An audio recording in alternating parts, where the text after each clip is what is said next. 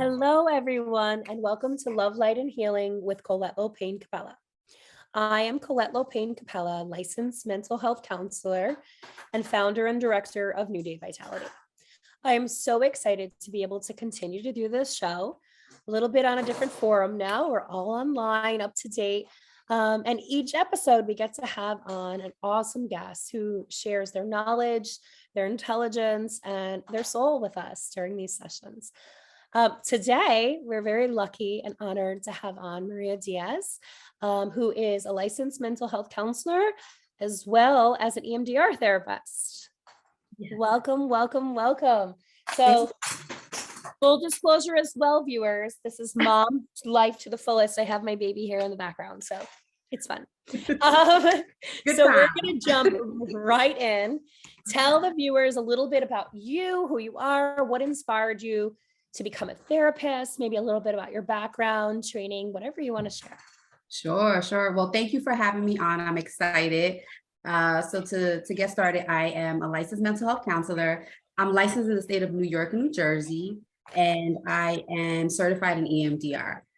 In terms of a little bit about my background, so I have a private practice, virtual. I do have an office in Westchester and White Plains. However, I'm fully virtual. And personally, I'm a mom of 2 children and a wife, or should I say a wife and a mom of 2 children? You get it. You get it. Yes. So in terms of just me, in terms of what inspired me to become a therapist, this question, it always brings me back to college. So I always say, I've always had a natural desire to help people. But college really gave me the opportunity. And it always brings me back to college. Now I'm going back to 2003. So we're going back 20 years. Well, by the way, so I think I heard, I don't know if this is true, but supposedly we went to college together. Oh, wait, you went to New Paltz? Oh, no, never mind then. Someone told me you went to Iona too.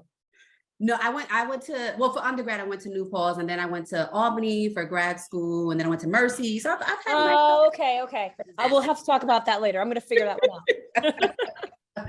out. So going back to 2003, I remember being in my college advisor's office and leaving and seeing an ad for camp counselors. And I was like, okay, so this is an opportunity to earn some money in college, because, being in college, you need money. Yeah. And I saw the sign, and I called and I said, hey, I'm interested, becoming a camp counselor. It was a sleepaway camp. It was in Wilton, New York. So like Saratoga, I was going far. Yeah. Far. And I'm originally from Harlem. So going from Harlem, that's far. It's a long drive. Yes, it's a long drive. But the rest is history. I became a camp counselor there in 2003. I came back, became a head counselor. And I've been in the field ever since. And, what really inspired me is that, like I was saying, right, I always had that natural desire to want to help people, but being in that setting, it brought it out. Because I was living on the campgrounds, like nature, everything, right? So if I could survive that, I could survive. I felt at least like I could do anything. That's so awesome. Yeah. So wow. I love, that's always one of my favorite questions, because it's like, what inspired you to become a therapist? And people have so many different responses. Like there's just such a big spectrum of responses, and it's so nice to hear like why people were inspired to get into this field. So that's awesome. Tell us a little bit of your overview or your approach to therapy or counseling. We all have different therapeutic approaches. Like, do you have a niche? What's your go-to, or is it kind of tailored? Yeah, no, that's a really, really good question. So I think about when I started in the field. I go back to when I started in the field. So in terms of when I started in the field, my background has always been in the field, like literally going into people's homes. I did care management. I was a clinical director where we did outpatient services. So we were in clients' homes, right? So, and one of the things that I would always find in doing that was trauma. Someone would present, I'm anxious, I'm depressed, right? I'm having these issues, right? I'm having a lot of stress around this, right? And I would always find that it would always come back to some form of trauma. Yep. So for me, when I think about my approach, it's really a trauma-focused approach, which led me to become, certified, trained in EMDR. And to me, that was introduced. So I used to work for the Mental Health Association of Westchester. I worked there for about 11 years. And anytime there was an opportunity for a training, I was in it. I love trainings. I don't know what it is. I love them as well. I do too. I'm trained in every single thing. I am EMDR too, but I'm trained in every single thing that you could genuinely think of because I enjoy it. I love it. I love learning and evolving. Mm-hmm. So you get it. It's just like training. Oh, I'll be there. Yep.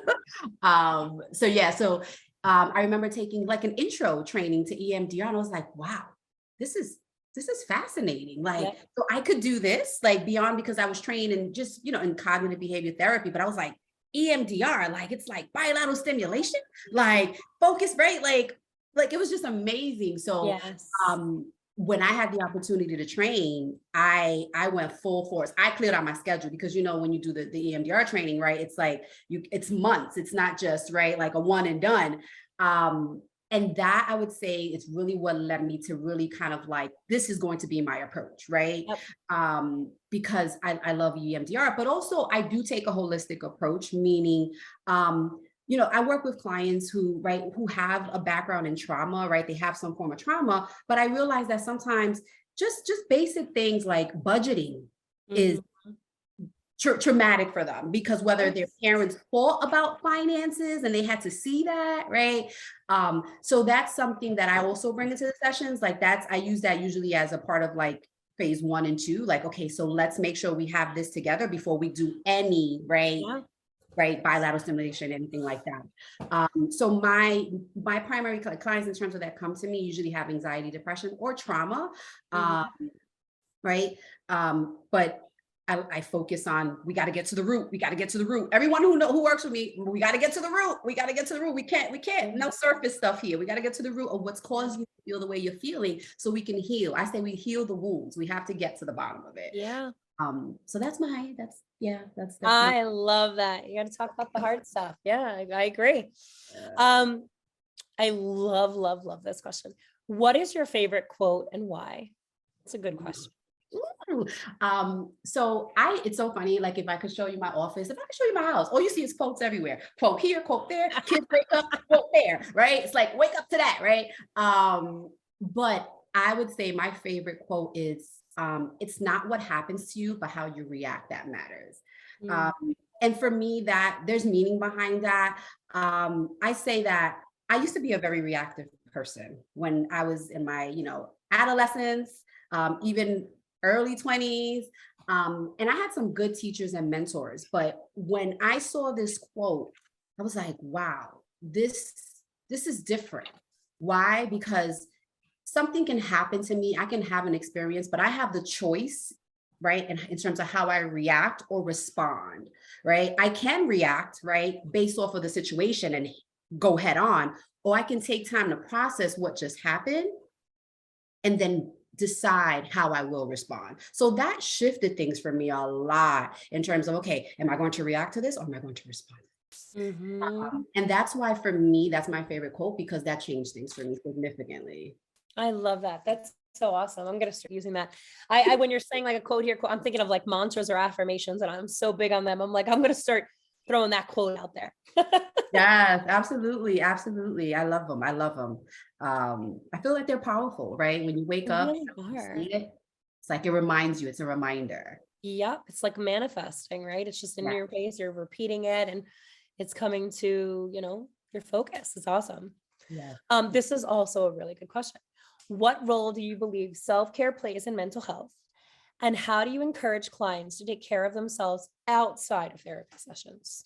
Oh, that's a really good question. And for me, I'm all about self-care. Self-care has a different meaning for everyone, but I'm so about it, right? So one of the things when I think about mental health and I think about self-care, that looks different, for me and for the next person, right? For me, I believe it's important to walk, exercise, right? I'm up What time is it? Oh, 11. I was up at 5 at the gym, right? I was like at the gym running, like, exercising. But I think it's so important to make sure that you take care of yourself outside of the sessions, because, even with EMDR, we call that resourcing, right? What are your coping skills? What do you have in your box, in your toolbox, right?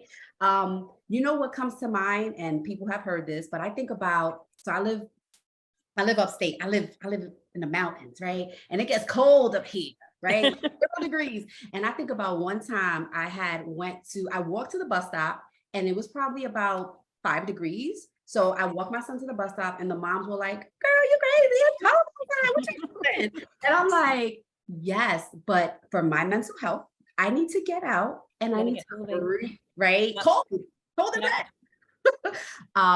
But I so believe in taking care of yourself in whatever way feels right, right? So if that means just sitting in the bathroom and closing the door, right? Getting away. Yeah, it's so true. So So, true. yeah. So, and I encourage it in terms of in sessions. So one of the things I use that I actually got out of training when I was at the Mental Health Association of Westchester was what we call like the 8 dimensions of wellness. So it's like a whole list of like the wellness wheel. And I use that in every session. And the reason why I use that is because I like to kind of gauge, okay, how are you functioning in each area, right? Finances, right? We can't, those are not separate. How's work? Is work a resource for you, or is work toxic for you, right? Physical, emotional, social. Do you feel like you have a well-developed support system, right? Do you like to kind of enjoy time with friends, or do you enjoy time with yourself, right? By yourself. And that is okay. Whatever works for you is fine. But as you know, right, with EMDR, like you got to have resources before we even go to anything, right? So that's really like, that's so important. Like, I feel like it's hard to focus on anything else if we're not taking care of ourselves. So mental health, self-care, all that stuff is important. It's important. You had me laughing because I always say this, and I think back to before I had kids, and I would give advice to people who, you know where I'm going with this, who had kids, and I'd be like, just for an hour, just go lay down in your bed, right? Go for a walk. Now I'm like, listen, if you go in the bathroom for 5 minutes and close your eyes, you are good. You're feeling good. You're going to feel like $1 million when you get out of that bathroom. So when you said that, I was kind of giggling. But I know I love that advice. I love that advice. So wow, we're going really fast today because it's almost time. But I want to ask you one more question, and then I want you to share how the viewers can get in touch with you, all your information, your website, your phone number, etc. But this last question I actually really like, and this is a fun one. What role does confidentiality play in therapy? It's a cool one. That's a good one. That is, and it's a good one, especially when you think about telehealth, when you think about virtual, right? Yes. Like, so it plays a big role, right? Like, it's so different from being in an office when you can just close your door, compared to being, right? So one of the things in terms of the role that it plays, I always discuss that as part of like the intake appointment. I use humor actually in that. I'll say to people, listen, your boyfriend can call me, your mom can call me, your doctor could call me, but if I don't have a release, I don't know you. I don't know you. That's what I say. I literally say it that way. Confidentiality is important. And even with having the sessions, I always tell people, listen, I can't have a session with you if you're like in the middle of Walmart or Starbucks. It's important that you have this space where we can speak, and confidentiality is important. So when it comes to confidentiality, I've had to mute a session. Like, somebody walked in a session one time. I was like, okay, we're going to pause. And when they leave, we can continue. And I think that's important to make sure that you have the space. So it's serious. I agree. I'm with you on that. I'm a stickler. I am like the most easygoing person, but with certain things, I'm super type A. And that's one thing where I'm like, nope. Yeah, nobody's supposed to be there. And if I don't have it in writing, I don't know you. Same thing I say all the time. I don't have an authorization form. I don't know who you are. We've never met, like, kind of thing. Same thing. So tell the viewers how they can find you, how they can get in touch with you, your website, your phone number, all that great stuff. Yeah. So my website, so I have a website, it's www.mariadiazlmhc.com, Instagram, Facebook, it's all the same, Maria Diaz LMHC. In terms of phone number, it's 646-450-0149. Clients can text me on that number. Nothing in terms of that compromises confidentiality, anything like that. But if you're interested in services, you can shoot me an email. And also I'm on social media. So yeah. Perfect. Yeah. Thank you so much. You have such a great personality. You're so much fun. I want to stay on with you all day, but we have to wrap it up. I mean it. So thank you so much for being a part of today's episode and sharing all of the information that you did, but also your beautiful soul. You like feel it through here. So Thank you. I appreciate that. of course. And the amazing. baby in the background who's Yes. God knows what's happening over there. Until next time, love and light. Be well, my friend. Thank you. Take care.